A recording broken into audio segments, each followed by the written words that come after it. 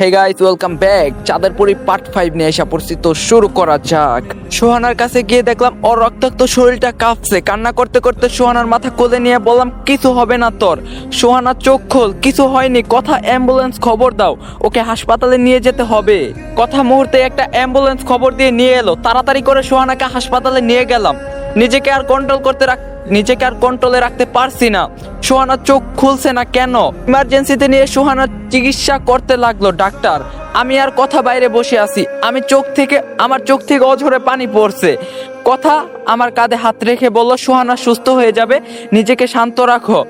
আমি বললাম, কিভাবে শান্ত রাখবো নিজেকে? ওর কিছু হয়ে গেলে আমি বাঁচবো না। কথা, এই পৃথিবীতে ও ছাড়া আমার আর কেউ নেই।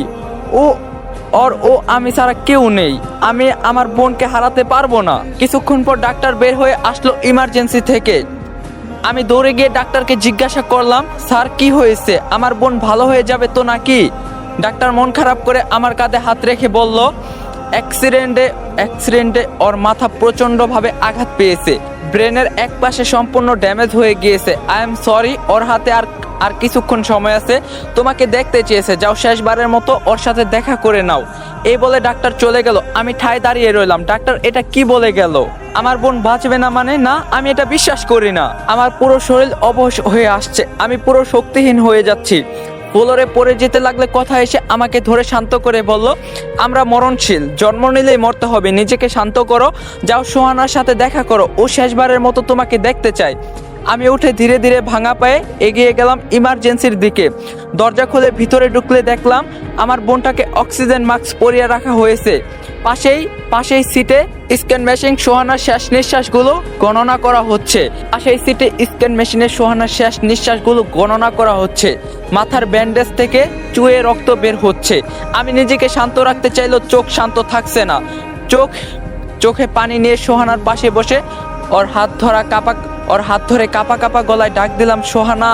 হ্যালো এভরিওয়ান, মোস্ট বেটের সাথে আমার এক্সপিরিয়েন্স সত্যি অনেক মজাদার, যা আমাকে নগদ পুরস্কার জেতার সুযোগ করে দিয়েছে। একটি খেলা সবচেয়ে এক্সাইটিং, তা হলো প্লিঙ্কো। খেলাটির পুরো ডিটেলস বলে আমি আপনাদের সারপ্রাইজ নষ্ট করতে চাচ্ছি না। ট্রাস্ট মি, এটি হবে আপনাদের জন্য একটি নতুন এক্সপিরিয়েন্স। আপনি যদি একজন গেম লাভার হন, মোস্ট বেট দিচ্ছে এক্সাইটিং সব গেম অফার। মোস্ট বেটই দিচ্ছে খেলায় নগদ পুরস্কার জেতার সুযোগ। মোস্ট বেটে রয়েছে বিকাশ, নগদ, রকেট উপায় এবং অন্যান্য অনলাইন ট্রানজ্যাকশনের মাধ্যমে দ্রুত ও সহজে আপনার টাকা ডিপোজিট ও উইথড্র করার সুবিধা। সাথে থাকছে 24 ঘন্টা ও 7 দিনের কাস্টমার কেয়ার সাপোর্ট। প্ল্যাটফর্মটি দিচ্ছে লাইভ স্ট্রিম ম্যাচ দেখার সুযোগ। নিচে দেওয়া আমার প্রোমো কোড YOF20 ইউজ করে রেজিস্ট্রেশন ও আপনারা প্রথম ডিপোজিটেই পেয়ে যাচ্ছেন এক্সাইটিং ওয়েলকাম বোনাস আর 250টি free spin. Don't miss this offer. Sohana ধীরে ধীরে চোখ খুলে নিজের হাতে অক্সিজেন মাস্কটা সরিয়ে বলল, ভাইয়া, তোর মনে হয় আমার বিয়েতে লুঙ্গি ডান্স দেওয়া হলো না রে? আমি বললাম, কে বলছে? সব হবে, দেখিস, তোর কিছু হবে না। ডাক্তার বলছে তুই খুব তাড়াতাড়ি সুস্থ হয়ে যাবে। আমি কি তোকে এত তাড়াতাড়ি হারিয়ে যেতে দিব নাকি, পাগল? সোহানা মুচকি হেসে বলল, ভাইয়া, আমি জানি আমি আর বাঁচবো না। আমাকে মিথ্যা আশা দিস না। তুই আমাকে প্রমিস কর পরের জন্মেও আমার ভাই হয়ে আসবি। আমি চোখের পানি মুছে হালকা হেসে বললাম, প্রমিস করলাম। আমি পরের জন্মে কেন, আগামী 7 জন্ম হলো তোর ভাই হয়ে আসবো। একটা কথা তোকে কখনো মুখ ফুটে বলিনি। আমি জানোস আমি না তোকে অনেক ভালোবাসি। তুই চলে গেলে এই পৃথিবীতে আমি অনেক একা হয়ে যাবো রে। প্লিজ যাস না। আমি তোকে আর কখনো ভেন্ডি বলে খেপাবো না, আর কখনো তোর সাথে রাগ করবো না। তুই যা বলবি আমি তাই শুনবো, তবুও থেকে যা আমার সাথে। সোহানা চোখের পানি ছেড়ে দিয়ে বলল, এক আকাশ পরিমাণ স্বপ্ন ছিল তোর সাথে সারা জীবন থেকে যাওয়ার। আমাদের স্বপ্নগুলো আদ্রাই থেকে গেল ভাইয়া। অনেক জ্বালিয়েছি তোকে, পারলে মাফ করে দিস এই বোনটাকে। আর কখনো হয়তো বলবো না, ইয়াস, আমাকে ভেন্ডি বলবি না। আমি হাউমাউ করে কেঁদে উঠলাম। সোহানা আমার চোখের পানি মুছে দিয়ে বলল, বলছিলাম না আমি চলে গেলে একটুও কাঁদবি না? আমার ভাইয়াটার মুখে হাসিটাই মানায়। দরজায় দাঁড়িয়ে থাকা কথাকে ডাক দিয়ে সোহানা বলল, কথা, আমার এই পাগলা ভাইটাকে দেখে রেখো। ভাইয়া, আজকে আমার মাকে খুব মনে পড়ছে, খুব দেখতে ইচ্ছা করছে মাকে। যদি কখনো মাকে খুঁজে পাস তাহলে বলিস আমি তাকে অনেক ঘৃণা করি। এখনই সিটি স্ক্যান মেশিন টুটটুট শব্দ হতে লাগলো। আমি তাড়াহুড়ো করে ডাক্তারকে ডাকতে লাগলাম। সোহানার নিঃশ্বাস বন্ধ হয়ে যাচ্ছে ধীরে ধীরে। সোহানা আমার হাত শক্ত করে চেপে ধরে আছে। আমি বললাম, কিছু হবে না তোর, ডাক্তার আসছে, খবরদার চোখ বন্ধ করবি না। সোহানা বলল, ভাইয়া, শেষবারের মতো একবার ভেন্ডি বলে ডাকবি আমাকে? আমি বললাম, ফালতু কথা বলবি না। আমি আর কখনো তোকে ওই নামে ডাকবো না। তোর কিছু হবে না বোন। সোহানা ধীরে ধীরে নিস্তেজ হয়ে গেল। সিটি স্ক্যান মেশিনে সোহানার হার্টবিট টুট টুট শব্দ করে বন্ধ হয়ে গেল। আমি আস্তে করে ডাক দিলাম, ভেন্ডি, এই ভেন্ডি, কি হলো? চোখ খোল, কথা বল আমার সাথে ভেন্ডি। সোহানা আর কোনো কথা বলল না। ডাক্তার এসে নার্ভ চেক করে বলল, তোমার বোন আর নেই। আমি নিশ্চুপ হয়ে সোহানার গালে হাত দিয়ে বললাম, দেখ ডাক্তার কি বলছে, তুই নাকি আর নেই, একবার চোখ খুলে দেখিয়ে দে। তারা মিথ্যা বলছে। কিরে, চোখ খুলবি না? আমি কিন্তু এখন রাগ করব। কথা এসে বলল, ইয়াস, সোহানা সত্যি আমাদের ছেড়ে চলে গেছে। তুমি ওর পাশে কেঁদো না, ও কষ্ট পাবে তোমাকে কাঁদতে দেখলে। আমি কথার দিকে রাগান্বিত দৃষ্টিতে তাকিয়ে বললাম, ওর কিছু হয়নি, তোমরা মিথ্যা বলছো, আমার বোন ঘুমিয়ে আছে। এভাবে আমি সোহানার পাশে শুয়ে চোখ বন্ধ করে ফেললাম। আমি জানি আমার বোনটা আর নেই। আমার চোখ ভর্তি হয়ে পানি আসছে, চিৎকার করে কাঁদতে ইচ্ছা করছে, আমার বুক ফেটে যাচ্ছে, আমি সইতে পারছি না। এক সময় চোখ বন্ধ রেখে চিৎকার করে কান্না করে দিলাম। সবাই আমাকে শান্ত করার চেষ্টা করছে। আমার বোনটা এখন আমার হাত ছাড়েনি, শক্ত করে ধরে আছে। পৃথিবীতে আমার একমাত্র আপন মানুষটাই হারিয়ে ফেললাম। আমি কিভাবে সহ্য করব এটা? সোহানার দাফন কাফন শেষ করে এক এক করে সবাই চলে গেল। হাসপাতালের কর্তৃপক্ষ থেকে সোহানার শেষ কার্যের সব খরচ বহন করা হয়েছে। অনেক মানুষের অংশগ্রহণ। সোহানার জানাজা শেষ হয়েছে। সবাই চলে যাওয়ার পর আমি একা সোহানার কবরের পাশে অশ্রুসিক্ত চোখে দাঁড়িয়ে আছি। আমার ভেন্ডি অন্ধকার অনেক ভয় পায়। কবরে এই গভীরে অন্ধকারে নিশ্চয় অনেক ভয় পাচ্ছে আমার বোনটা। চোখে ভাসতে লাগলো সোহানার দুষ্টামিগুলো, ওর চঞ্চলতা, রাগী চেহারা, বাচ্চাদের মতো কান্না করা, আইসক্রিম খাওয়ার বাহানা, আমার চুল ধরে টানা। ইয়াস, আমারে ভেন্ডি বলবি না, আমি তোর বোন হইছি, তোর 7 জন্মের ভাগ্য, গাধার বাচ্চা। সবকিছু আমার চোখ থেকে পানি হয়ে ঝরে পড়ছে। পিছন থেকে কেউ কাঁধে হাত রাখলো। আনমনে তাকিয়ে দেখলাম কথা জুজুকে কোলে নিয়ে দাঁড়িয়ে আছে। জুজুকে দেখে আমার মাথা রক্ত উঠে গেল। কথার কাছ থেকে জুজুকে নিয়ে ছুঁড়ে ফেলে দিয়ে বললাম, তোর জন্য সোহানা মারা গেছে, আর কোনোদিন আমার সামনে আসবি না, তাহলে তোকে আমি মেরে ফেলবো। কথা আমাকে শান্ত করে বলল, কি বলছো এসব? জুজু একটা অবুঝ প্রাণী, ওর কোনো দোষ নেই। আমি বললাম, তুমি চুপ করো, আমার কষ্ট আমি ছাড়া আর কেউ বুঝবে না, ওর জন্যই আমার বোন মারা গেছে। ও কেন মরলো না, ওকে আমি মেরে ফেলবো। কথা আমাকে ধরে বলল, চলো এখান থেকে, জুজুকে ওর মতোই ছেড়ে দাও, ওকে মেরে তুমি অপরাধী হইও না। জুজু ইয়াসকে এত রাগান্বিত কখনো দেখেনি। জুজু হয়তো বুঝতে পারছে না ইয়াস ওর সাথে এমন কেন করছে, ওর অপরাধ কি। জুজু ভয়ে একটা জোপের সাথে লুকিয়ে রইল। আমি আর কথা সোহানাকে বিদায় জানিয়ে সেখান থেকে চলে আসলাম। জুজু আমাদের পিছন আসছে ভয়ে ভয়ে। এটা দেখে আমি একটা পাথর নিয়ে জুজুর দিকে ছুঁড়ে মারলাম। পাথরটা সোজা জুজুর মাথায় গিয়ে লাগলো। জুজু তার ভাষায় কান্না করতে করতে দৌড়ে চলে গেল। তখন কথা বলল, এটা তুমি ঠিক করলে না, জুজুর কোনো দোষ নেই। আমি কিছু না বলে হাঁটতে লাগলাম। কথা মন খারাপ করে আমার সাথে হাঁটছে। জুজু গিয়ে ভারাক্রান্ত মনে সোহানার কবরের ওপর বসে অঝরে কেঁদে যাচ্ছে। পাথর লাগার ফলে জুজুর মাথা ফেটে রক্ত বের হচ্ছে। এই অবুঝ প্রাণীটা হয়তো বুঝতে পারছে না ইয়াস কেন এমন করলো, কিন্তু সোহানাকে যে এখানে শুয়ে রাখা হয়েছে সেটা জুজু দেখছে। তাই সোহানার কবরের উপর কাঁদতে কাঁদতে চোখ ভিজিয়ে ফেললো জুজু। আমি আর কথা চাঁদের পরীর বাড়ির সামনে দাঁড়িয়ে আছি। কথা বলল, তুমি যদি চাও এখান থেকে ফিরে যেতে পারো, আমি তোমাকে আর কখনো দেখা দিব না, আর আমার জন্য কেউ তোমাকে বিরক্তও করবে না। আমি একটু হেসে বললাম, তার মানে তুমিও সোহানার মতো আমাকে ছেড়ে চলে যেতে চাচ্ছ? কথা বলল, না, আমি এটা বলতে চাইনি, তোমার মনের অবস্থা ভালো না, তাই তোমাকে এসব ঝামেলায় জড়াতে চাইনি। আমি বললাম, কি করতে হবে বলো। আমি চাই না সোহানার মতো তুমিও হারিয়ে যাও। আমার বোনকে আমি বাঁচাতে পারিনি, কিন্তু তোমাকে তো বাঁচাতে পারি চন্দ্রগ্রহণের আগে। কথা বলল, তাহলে চলো আমার সাথে। এই বলে চাঁদের পরীতে প্রবেশ করলাম আমরা। কথা বলল, রাজা দুইজন রাক্ষসকে পাঠিয়েছিল সামিয়া মানে আমার মাকে মারার জন্য।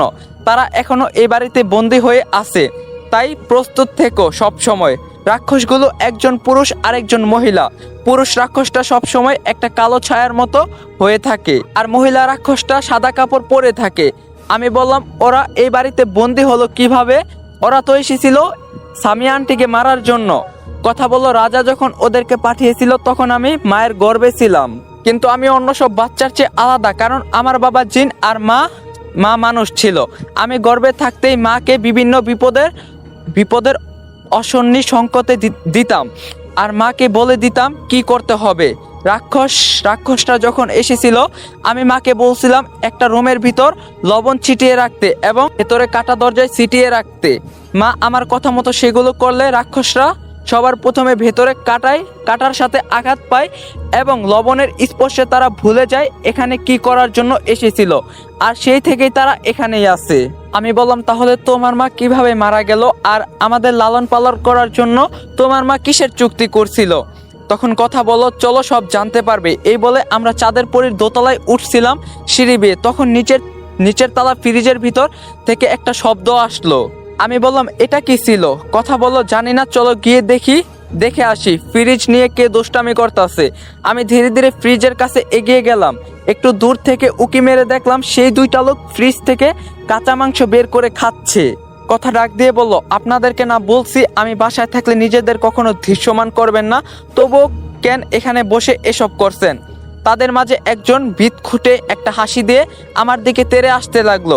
এটা দেখে কথা প্রচণ্ড রেগে তাকে ধরে কাপড়ের মতো এপাশ ওপাশ আছড়িয়ে ছুঁড়ে ফেলে দিল ফ্রিজের কাছে। এটা দেখে দ্বিতীয় লোকটা বলল, মাফ করে দেন মনিব, আমরা আর আপনার সামনে দৃশ্যমান হব না। এটা বলে তারা দুজনেই হাওয়ায় মিলিয়ে গেল। কথা বলল, এই দুইজন অনেকদিন আগে এখানে চুরি করতে এসেছিল, আমি মেরে তাদেরকে এখানেই বন্দি করে রেখে দিয়েছি। মাঝে মাঝে এমন বিরক্ত করে, তাই ধোলাই করা জরুরি। তখনই পিছনের দেওয়াল টাঙিয়ে রাখা বড় ঘড়ি টুং করে একটা ঘন্টা বাজলো। কথা বলল, আমাকে এখন যেতে হবে ইয়াস, দাদুর সাথে কথা বলতে হবে। আমি একটু অবাক হয়ে বললাম, এই দাদু আবার কে? কথা বলল, একজন বুজুর্গ জিন। মা মারা যাওয়ার পর আমি তার কাছেই বড় হয়েছি, উনি আমার অভিভাবক। তখন আমি বললাম, ও আচ্ছা, তাহলে আমি কি করব, আর তুমি কখন ফিরে আসবে আবার? কথা বলল, খুব তাড়াতাড়ি ফিরে আসব। এই সময়টা তুমি গিয়ে দেখে আসো সেই দিন সোহানার জন্মের পর আর কি কি হয়েছিল। এই বলে তাড়াতাড়ি করে সিঁড়ি বেয়ে দোতলায় উঠতে লাগলো কথা। আমিও ওর পিছন করে দোতলায় উঠে গেলাম। কথা গিয়ে সেই মিশরি কফিনে শুয়ে পড়লো আর বলল, খুব তাড়াতাড়ি দেখা হচ্ছে। এই বলে চোখ বন্ধ করে ফেললো। আমি দেখলাম কথার শরীর থেকে অদ্ভুত এক ধরনের রোশনি বের হচ্ছে। তারপর নিজেই কফিনের ঢাকনাটা বন্ধ হয়ে গেল। একে আমরা দেখতে পাই চাঁদের পরীর বাইরে এসে জুজু রক্তাক্ত মাথায় বসে আছে। জুজু জানে ইয়াস এখানে আছে, কিন্তু ভিতরে যাওয়ার সাহস পাচ্ছে না। প্রচন্ড ক্ষুধায় জুজুর পেট লেগে গিয়েছে একদম। জুজু ভালো করে দাঁড়াতেও পারছে না। জুজুর শরীর অনেক খারাপ। পাশ দিয়ে একটা লোক যাওয়ার সময় জুজুকে এই অবস্থায় দেখে কিছু খাবার দিয়ে যায় জুজুর সামনে। জুজু খাবারে মুখ লাগাতে গিয়ে থেমে গিয়ে কিছু একটা ভেবে খাবারের প্যাকেটটা মুখে নিয়ে চাঁদের পরীর ভিতর প্রবেশ করলো। জুজু হয়তো ভাবছে ইয়াস কিছু খায়নি, ইয়াসেরও হয়তো খিদে পেয়েছে। জুজু হাঁটতে পারছিল না ভালোভাবে, কেঁপে কেঁপে পড়ে যাচ্ছিল। কথা চলে যাওয়ার পর আমি মন খারাপ করে বসে আছি সেখানে। হঠাৎ পিছন থেকে কেউ বলল, তুইও মরে যা। আমি চমকে গিয়ে পিছনে তাকিয়ে দেখলাম একটা কালো ছায়া দাঁড়িয়ে আছে। এটাই হয়তো সেই রাক্ষস এখানে বন্দি থাকা। আমি বললাম, আমিও মরে যাব মানে? ছায়াটা ভয়ঙ্কর একটা হাসি দিয়ে বলল, তোর একমাত্র বোন মারা গেল, তুই কিছুই করতে পারলি না। আসলে তোরা মানুষটা অনেক দুর্বল। আমাদেরকে দেখ, 1000 বছর ধরে বেঁচে আছি, আমাদের কোনো মৃত্যু নেই। আমি একটু হেসে বললাম, 1000 বছর ধরে বেঁচে থেকে কি ছিঁড়েছিস? যেই উদ্দেশ্যে তোকে এখানে পাঠানো হয়েছিল সেটাই তো ভুলে গিয়েছিস। এটা শুনে ছায়াটা চিৎকার করে বলল, তুই সামান্য মানুষ হয়ে আমাকে অপমান করছিস? তোকেও তোর বোনের কাছে পাঠানোর ব্যবস্থা করছি। চাঁদের পরী তো নেই, তোকে কে বাঁচাবে এখন? এই বলে কালো ছায়াটা আস্তে আস্তে একটা অবয়বের রূপ নিল। ভয়ঙ্কর এক চেহারা নিয়ে আমার দিকে এগিয়ে আসতে লাগলো অদ্ভুত শব্দ করে।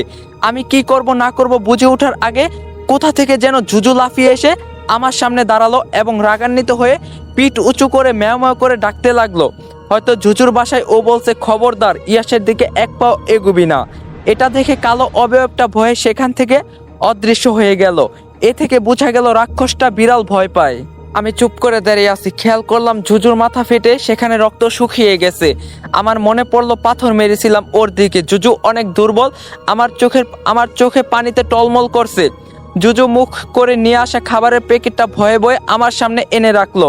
ও ভাবছে আমি আবার ওকে মারবো, কিন্তু আমি এবার আর সহ্য করতে পারলাম না। কান্না করে দিয়ে জুজুকে কোলে নিয়ে বললাম, আমাকে মাফ করে দে।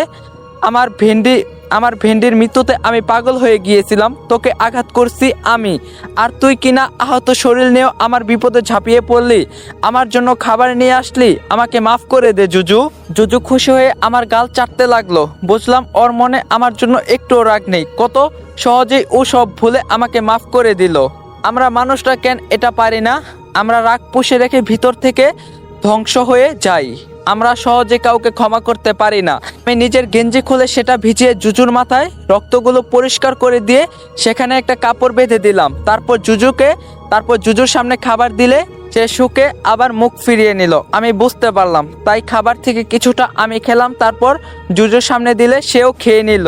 খাওয়া শেষে বললাম, জুজু তুই এখানে অপেক্ষা কর, আমাকে আমার শৈশবে ফিরে যেতে হবে, কি হয়েছিল সেদিন সেটা দেখতে হবে। এই বলে কথার কফিনের কাছে গিয়ে সেটা হালকা ফাঁকা করতে সেদিনের মতো রং বেরঙের কয়েকটা প্রজাপতি বেরিয়ে এলো। একটা প্রজাপতি এসে আমার হাতে বসতেই আমি অন্য এক জগতে চলে গেলাম। গাইস, আজকের পার্টটা এখানে শেষ করলাম। আপনারা পার্ট 6 এর জন্য অপেক্ষা করেন, পার্ট 6 এ এই গল্পের সমাপ্ত হইব।